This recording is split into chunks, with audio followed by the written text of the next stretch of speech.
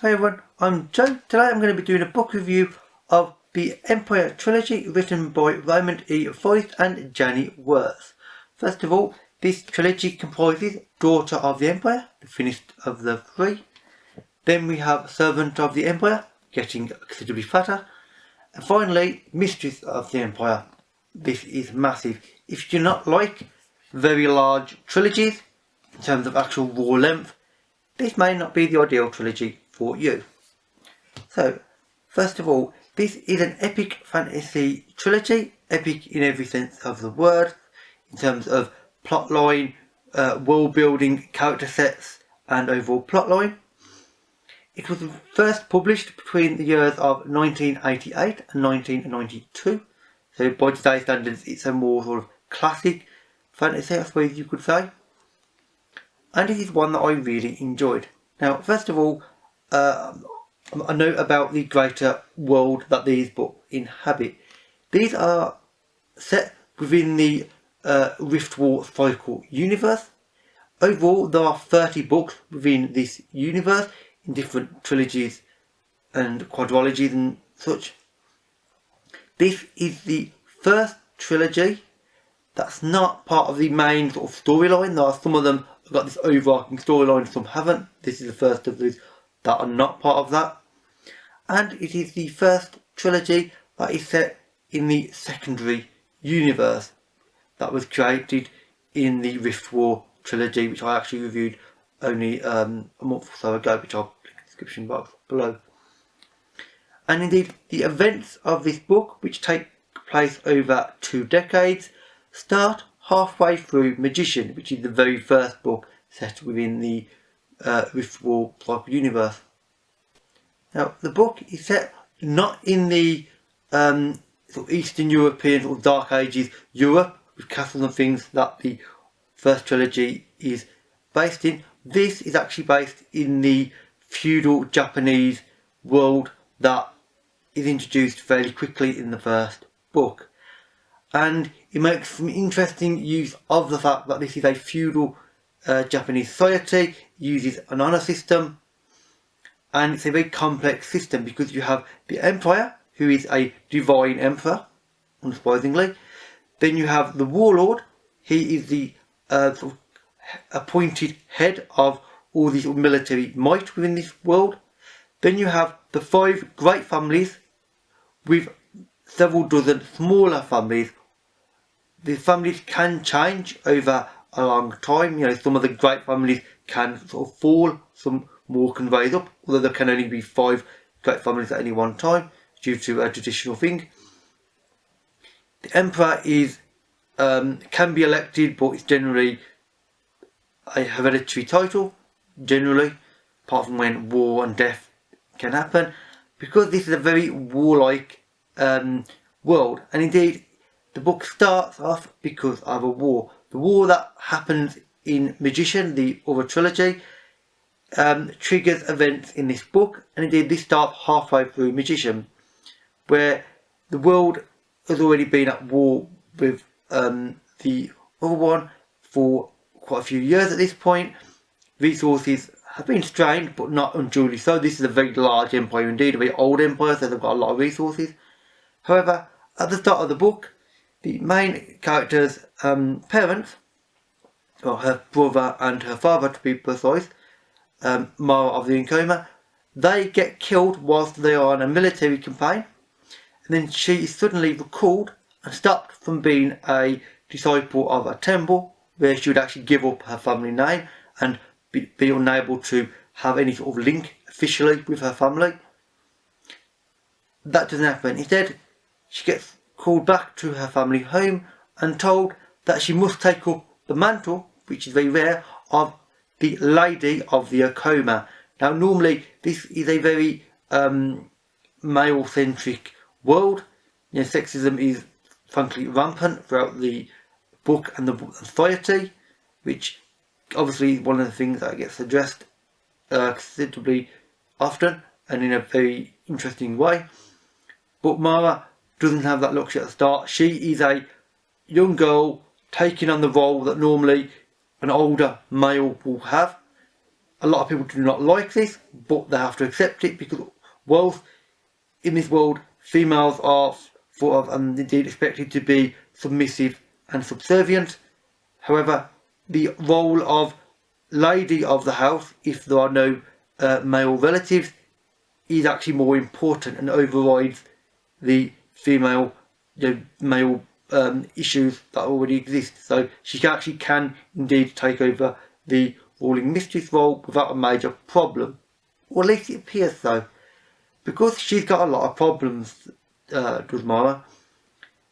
A lot of the other ruling families do not like the fact that this young girl has suddenly inherited the position of power over a family.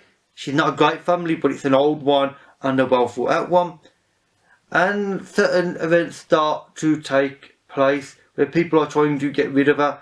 Some people are trying to link up with her and try to actually get to know her well and to use her power. But she realises very quickly that she has to take part in what is thought of as the game of council. Basically, this is a sort of Game of Thrones, George R. R. Martin idea where everybody's playing these political games behind the scenes. People are stabbing each other in the back, sometimes literally because there are assassins and things. But you have to take into account the honour system, as I've mentioned. This was all about honour. You cannot bring shame to your family. If you do, you are expected to commit suicide to fix the debt of honour that you owe. So it's all very carefully constructed. These complex, long plots that take place over the course of entire books or the course of entire trilogies, as the case may be. They are complex, intricate, and I think really enjoyable. At times, one flaw is that they can be a bit overly constructed, and you think, how would these plots work over such a long time? One person wouldn't be able to manage them, but it's a fairly mild thing, and it is explained in certain ways that do lend it a certain gravitas, let's say, overall. So overall, the characters are really well developed, mostly. Some of them are lesser than others, but Mara and indeed the other major characters that are against her, along with the Emperor and several of her close staff, for instance, are all described both physically and psychologically rather well. You get an idea of why characters are doing the actions they are doing, and the greater reasons for all the plot lines in this world, because as I said, this is a complex world with a lot of complex systems, most of them being political. It comes across to start with as a little bit over complex, and indeed can be a bit of a jaunt and a bit of a daunting task to get into, but actually it's not quite as bad as it appears. Just word of warning, it appears bad. Actually it's not really, it's lighter than it appears, despite the size of the second and third books in the series, which the first ones are lighter. The first one is an easier way to get into the trilogy, and if you like it, obviously you'll continue. The length of the second and third books, not too bad actually, because there is reason for their length, and indeed that's where I'll talk about the writing, because the two authors in question, obviously they've both got contrasting and also comparable writing styles. You can tell that quite obviously.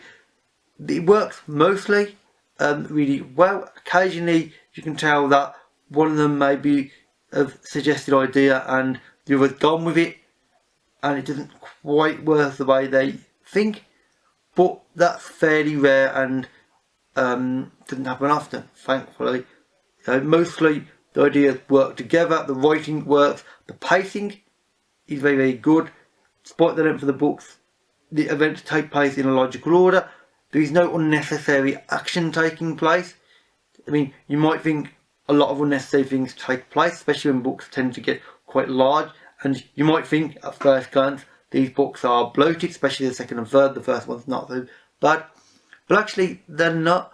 What's in the books is needed for the plots. It may appear as though they're going off on a tangent about another bit of world building exercise. Actually it's not. That doesn't happen very often. It's fairly straightforward for the most part. With world building characters, they do something towards the plot. They don't just build up world and oh, that's a nice piece of world, and that's it. It's focused, which I like. One thing to note about the writing and indeed the overall world is that certain classic fantasy tropes do occur. It's unavoidable, I think, when you're talking about a fantasy series this big. But I always say, what is a trope? Trope is just a classic idea used again. Often the authors try to make it their own and try to change it up, and indeed that is done really quite effectively here. There are some ideas that are blatantly taken from classic sources and general sort of rules of psychology, but they're done well. So what does it matter if they're your classic tropes? It's a good idea, well written, that works extremely well within a book. I don't care about whether it's classic trope or not, it works, and that's what matters to me. The world of Caliban, where this trilogy takes place, is feudal Japan, as I've said, and whilst it is very traditional, I've just mentioned about certain plot points and the tropes, it's not always so obvious.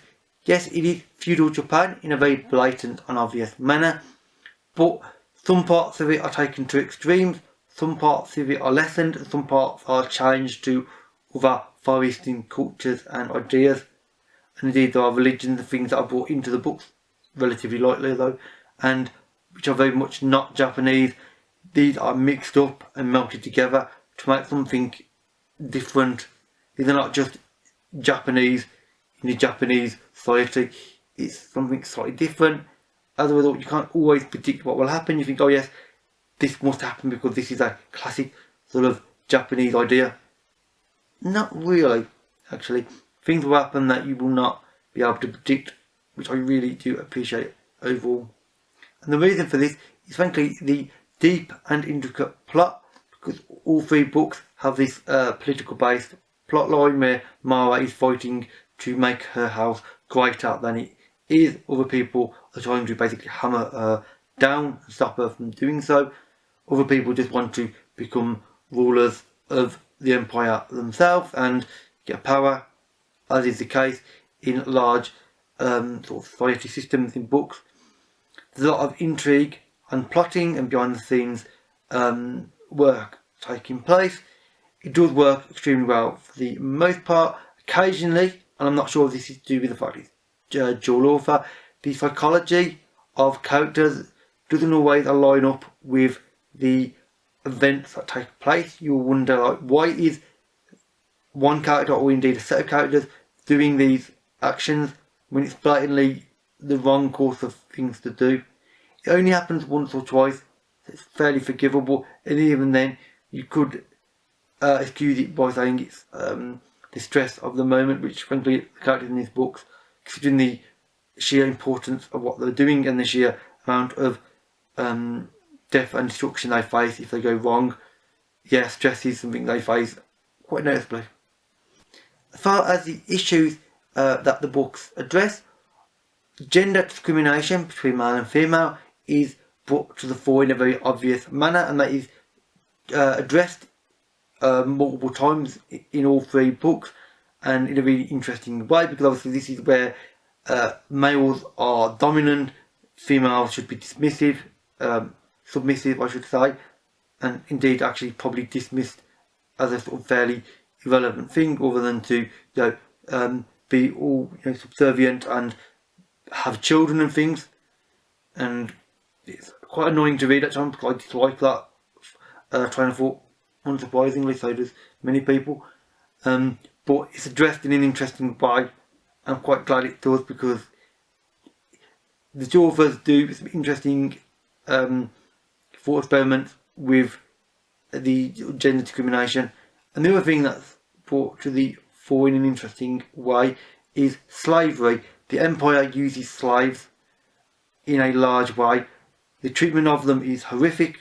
Obviously, slaves traditionally have been, but the idea of freeing slaves, the emancipation of slaves, is indeed brought up. Some people are for it, some people are against it.